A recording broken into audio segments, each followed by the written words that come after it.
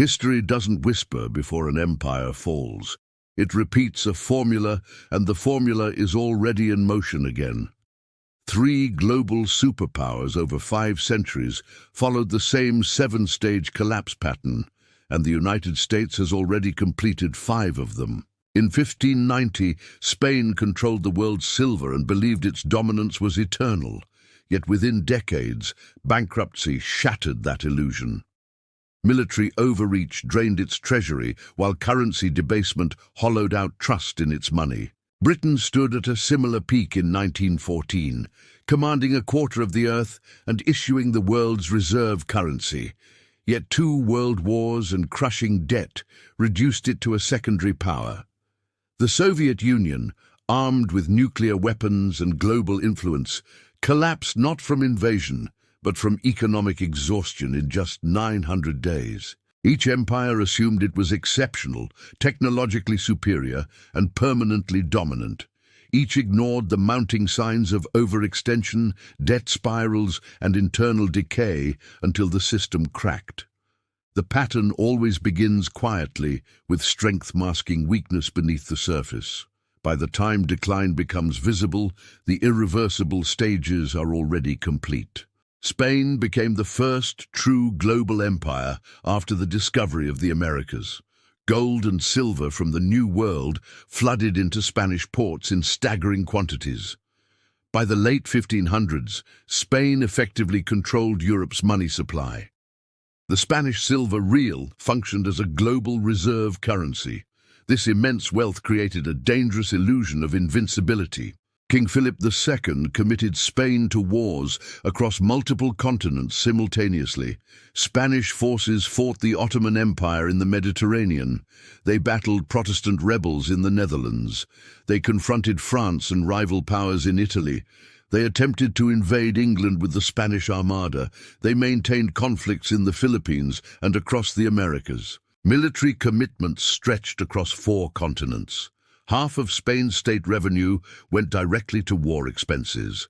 Tax income could no longer sustain imperial ambition. The crown began altering the silver content of its coins. Copper was mixed into what were once pure silver coins. The face value remained the same while intrinsic value declined. Inflation spread rapidly throughout the Spanish economy. Merchants started discounting Spanish coins. Confidence in the currency eroded. Spain increasingly relied on foreign bankers for loans. Italian and German financiers extended massive credit. Debt repayments consumed future streams of silver. Spain declared bankruptcy in 1557. It declared bankruptcy again in 1560. Another default followed in 1575. A 4th bankruptcy came in 1596. Each restructuring promised reform but delivered continued overspending. The influx of precious metals discouraged domestic production. Spanish elites viewed manual labor as beneath their status. Manufacturing stagnated across the kingdom. Agricultural productivity weakened. Spain imported food, textiles, and finished goods from rivals. French wine and Dutch manufactured products filled Spanish markets. Wealth flowed through Spain, but did not remain there. The empire became dependent on continuous silver extraction. When mining output slowed, financial strain intensified. Foreign creditors tightened lending conditions. Domestic industries lacked resilience. Urban poverty increased in major cities like Madrid. Crime rates rose alongside unemployment. Talented citizens migrated to more dynamic economies. France, England, and the Netherlands attracted Spanish talent. Innovation flourished elsewhere while Spain declined. Administrative bureaucracy expanded while productive sectors shrank. Military pride masked economic weakness. Imperial territory remained vast on maps. Actual economic strength deteriorated beneath the surface. Portugal broke away from Spanish control in 1640. The Netherlands secured independence after prolonged conflict. Spain's dominance faded within a century of its peak. The empire that once dictated global trade terms lost financial credibility. Its currency lost international trust. Its military commitments became unsustainable. Its economy lacked diversification. Silver alone could not sustain empire. Debt compounded structural weakness. Currency debasement undermined stability. Overextension drained national capacity. Social cohesion weakened under economic stress. Spain transitioned from superpower to secondary European state. Its global influence never returned to former heights. The first modern empire had demonstrated the full collapse pattern. At the dawn of the 20th century, Britain stood as the most powerful empire in human history. It controlled roughly 1/4 of the world's land surface and governed hundreds of millions of people. The phrase, "the sun never sets," described the reach of its territories. The pound sterling functioned as the world's reserve currency. Global trade contracts were settled in pounds. Central banks held British bonds as primary reserves. London operated as the financial capital of the world. This dominance fostered a belief in permanent supremacy. Yet structural weaknesses were already forming beneath the surface. Britain maintained military commitments across Europe, Asia, Africa, and the Middle East. Defending sea lanes required the world's largest navy. Colonial administration demanded constant funding and manpower. Imperial policing stretched resources thin. Then World War I erupted in 1914. Britain chose to enter the conflict rather than remain neutral. The war imposed enormous financial costs. Britain borrowed heavily to finance the war effort. Much of that borrowing came from the United States. The creditor empire gradually became a debtor nation. Gold reserves were shipped abroad to pay for supplies. The gold standard strained under pressure. After the war, Britain attempted to restore the pound's pre-war value. The pound became overvalued relative to economic reality. Exports became less competitive on global markets. Domestic manufacturing declined further. Unemployment rose throughout industrial regions. High interest rates were maintained to defend the currency. Economic growth stagnated during the interwar period. In 1931, Britain abandoned the gold standard. The pound fell sharply in value. Confidence in the reserve currency weakened. Then World War II began. Another global conflict demanded massive expenditure. Britain again relied on American financial assistance. By 1945, debt levels exceeded national economic output. Victory in war did not equal financial recovery. The empire became too expensive to maintain. India gained independence in 1947. Other colonies followed in rapid succession. African territories moved towards sovereignty. Middle Eastern mandates dissolved. Southeast Asian possessions were relinquished. Imperial withdrawal accelerated through the 1950s and 1960s. The global map changed dramatically. Britain retained symbolic status, but lost material power. The pound continued to weaken over decades. Currency devaluations became periodic events. Reserve currency status shifted decisively to the United States dollar. Britain joined international institutions from a position of reduced strength. Military capacity shrank relative to previous scale. Domestic industries faced competition from emerging economies. Manufacturing centers struggled with modernization. Financial services increasingly replaced industrial production. The empire transformed into a smaller national economy. Its political influence became tied to alliances rather than dominance. The permanent seat on the United Nations Security Council remained.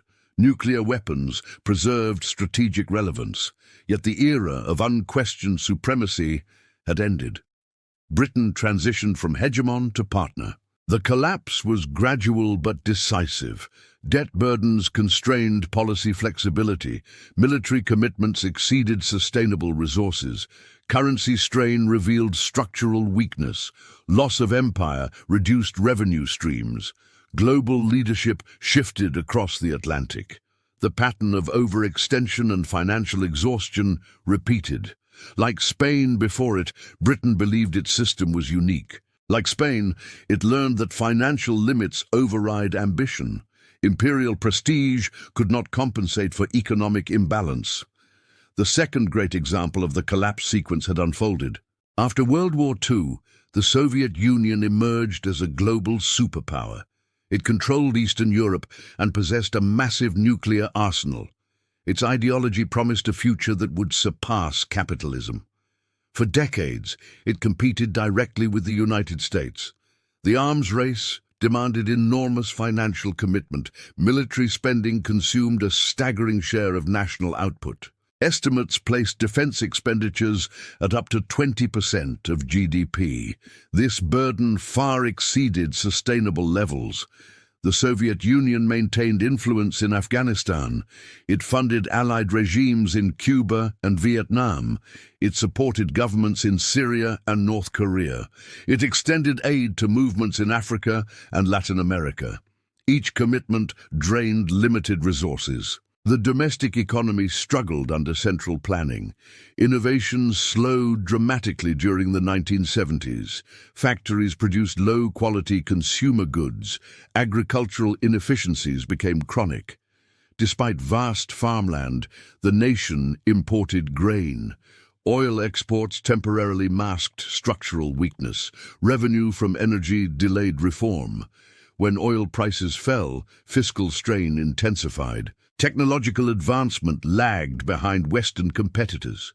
Computing and electronics industries fell years behind. Consumer shortages became routine. Citizens waited in long lines for basic necessities. The ruble lacked credibility outside Soviet borders. It was not freely convertible in global markets. Hard currency became scarce. Gold reserves were used to pay for imports. Foreign exchange shortages restricted trade. Economic growth stagnated through the 1980s. Reform efforts under new leadership destabilized the system further. Political openness exposed economic fragility. Satellite states began asserting independence. Poland challenged centralized control. Hungary opened its borders. East Germany faced mass protests. The Berlin Wall fell in 1989. Eastern European regimes collapsed within months. The Soviet Union lost strategic buffer zones. Its sphere of influence disintegrated rapidly. Revenue streams from dependent states disappeared. Internal republics demanded sovereignty. Nationalist movements gained momentum. The central government weakened. Military funding became unsustainable. Soldiers went unpaid, public trust evaporated, inflation accelerated, basic goods vanished from shelves, political paralysis deepened. On December 26, 1991, the Soviet Union dissolved. 15 independent republics emerged from its territory. A superpower ceased to exist without foreign invasion. Economic exhaustion proved decisive. The pattern of overextension had repeated again. Massive military commitments drained productive capacity. Stagnation undermined legitimacy. Currency weakness limited flexibility. Loss of empire accelerated collapse. The sequence unfolded faster than many expected. What appeared stable one year vanished the next. The collapse shocked global observers. Nuclear weapons did not prevent internal failure.